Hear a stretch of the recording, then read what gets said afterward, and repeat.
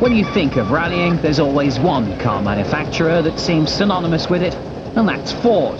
They seem to have been at it since the wheel was first invented, and their continuing commitment is highlighted in their newly developed facility at Cockermouth in Cumbria.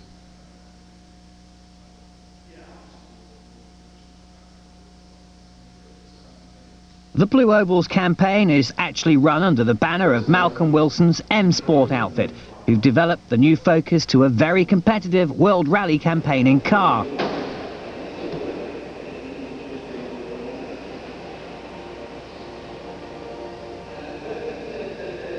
The 2000 season has probably been the biggest ever effort for a team that first entered the rally arena in 1953.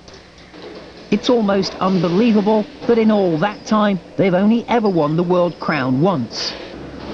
This brand new facility takes them into a new era. It's now probably the best rally facility in the world now, purpose built just for our job.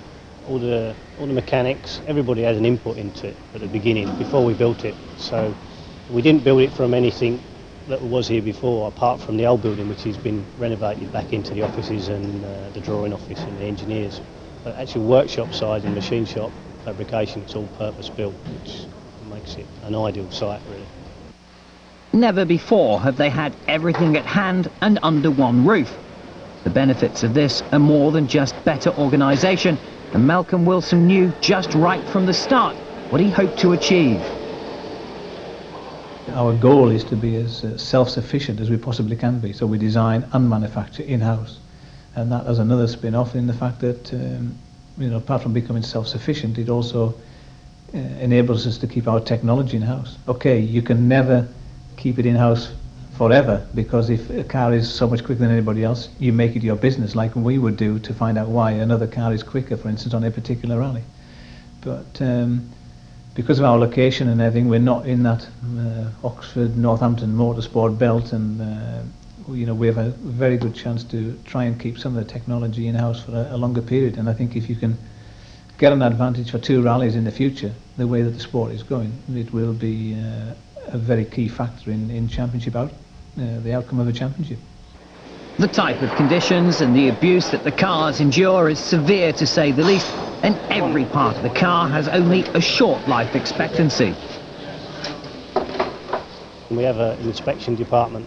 Everything has to be inspected, has to be life, has to be numbered before it goes on the car. So there's a lot of paperwork in regarding each component that's on the car, how long it's on there for, and when we take it off and when we have to scrap it, because it's just out of its life. They now have a unique setup that should pay dividends for them in the championship efforts, but developing this facility was not easy at all. The easiest thing in the world would have just been to have gone onto a new industrial estate and built a new purpose-built building. So the secret here has been to try and create the old and the new, you know, taking a Grade 2 listed mansion and linking on a state-of-the-art workshop with all the modern facilities without really spoiling it and trying to keep everything within keeping. And I think we've managed to achieve that. We're certainly very proud of what we've got here, and it's a fantastic working environment. And you know, it's something that I felt that we had to create because of, you know, of our location. We needed to have something that was a little bit special, and I think we've managed to create that and certainly blend the old and the new very well together. Rallying is more than just a way of advertising manufacturers' cars. It is another feedback sport, as in development in the sports field is relayed and used in the development of production line models to improve reliability, motorability and safety. It's also a big business sport and a very competitive one. The formula and the regulations, the technical regulations are very good, but there's also what, from a designer engineer's point of view, there's more scope in doing what an engineer or a designer would like to do in this discipline of sport than anything else, even more so than Formula 1. You know, we're not restricted by traction control, active differentials or active suspension. All these, we've got freedom in all these, and it's really, it's a designer engineer's dream, I would have thought. So there's great opportunities, I think, for the future now for young and budding aspiring engineers. Top teams need top cars and top drivers to make it happen, and M Sport have undoubtedly two of the world's best drivers. When you've got someone like Carlos who's so dedicated and committed and professional in his testing, the way that he does all his conduct, his testing, and then we have, to complement that, we've got Colin, who's the most natural driver in the World Championship and the fastest. It's a fantastic position to be in. Having an impressive facility and every tool and trick under the sun when it comes to design and manufacture is only one part of developing a winning car. A great deal of the work has to be done in testing, putting the cars in similar conditions that it would face on a live time stage.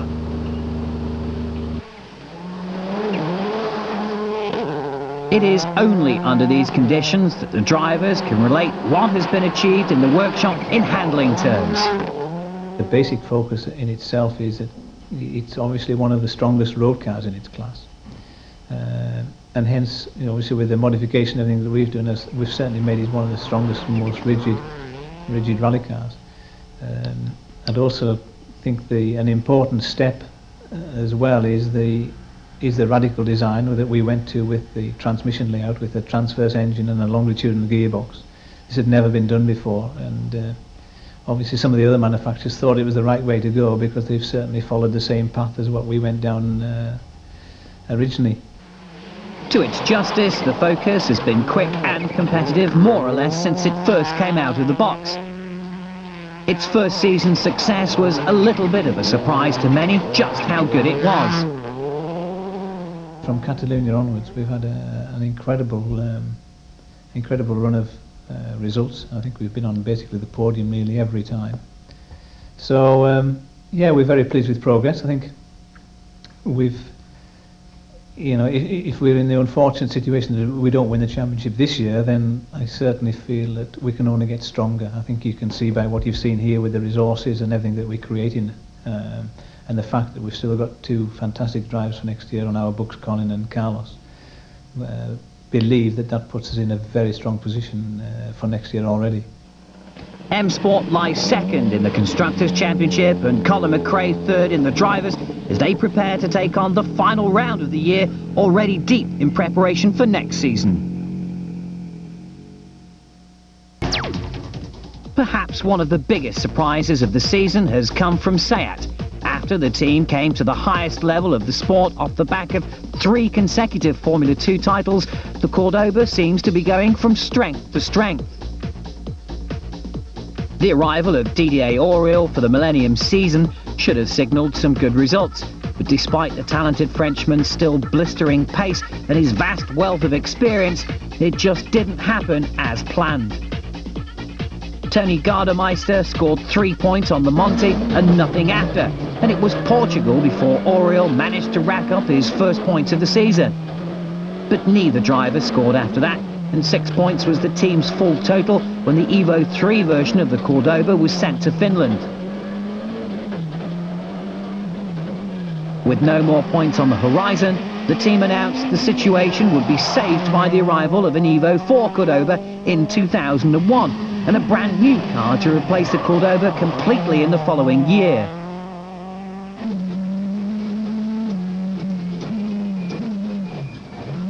Though Evo 3 had been much lighter, the team had always insisted it was exactly as built, evolution, not revolution.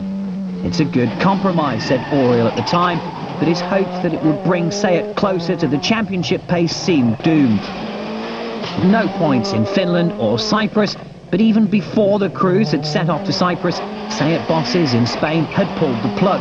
The World Championship team was shutting down at the end of the year to make way for increased effort in various national programs, to which arenas the existing cars and expertise will now be diverted. They arrive in Great Britain with 8 points.